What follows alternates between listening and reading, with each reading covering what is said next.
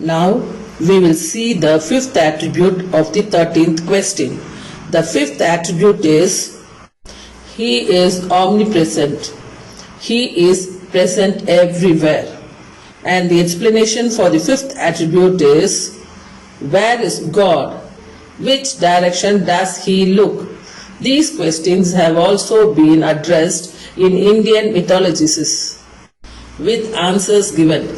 But can there be a place where God is not present? No, such a place cannot exist. Other beliefs might struggle to explain this, but Christianity can do it without struggling. In Christian belief, God created the world and us because He desired a family life. Other beliefs may describe this as God's will, divine play, fate, or destiny, but they do not provide answers as to why God willed it or why there is fate. From that perspective, it may seem like God unjustly causes suffering to the righteous. However, the truth is that testing a person to see if they are fit to be part of a family is a basic family right. For example, during a marriage, a woman is welcomed as a new member of the family. But before this happens, the family visits the woman's home and tests her to see if she is suitable, only proceeding if she is found acceptable.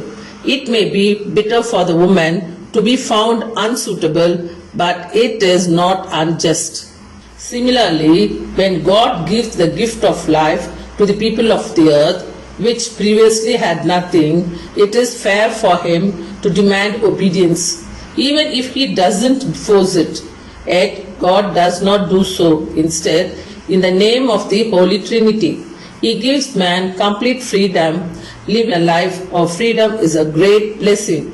At that point, God asks man if he desires to live such a blessed life forever without an end. If the answer is yes, God invites him to partake in the food that gives life and live as His child by making a covenant with Him.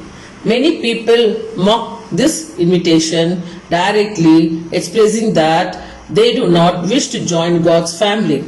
For those who reject this offer, forcing them to live in God's presence would be unjust.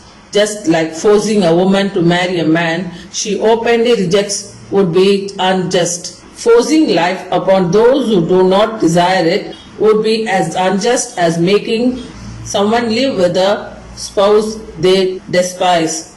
Therefore, just as it is fair for a woman to undergo trials like singing, dancing, cooking, and answering questions to prove her worth before marriage, so too it is just for God to test humans. Even if we assumed that God had no right over those He did create, testing those who are to join His family is just.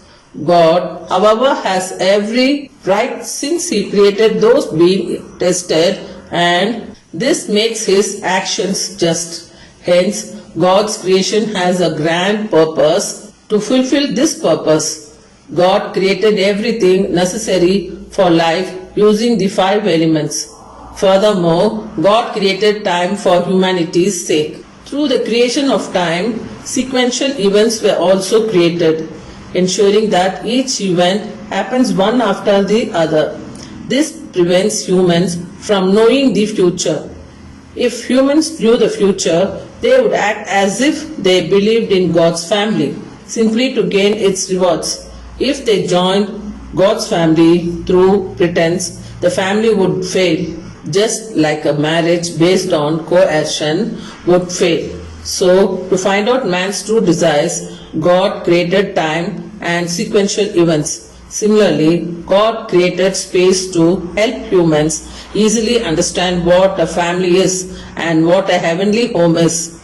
Just as food from a pot fills a bowl, so too did space originate from God. God is like the food in the pot, and the bowl of food represents space. The food in the bowl is the same as the food in the pot. Likewise, God fills the space He created. You have probably heard of a horse being placed in a small pot. Similarly, humans cannot go beyond the small space that God has created, which is the world of the five elements.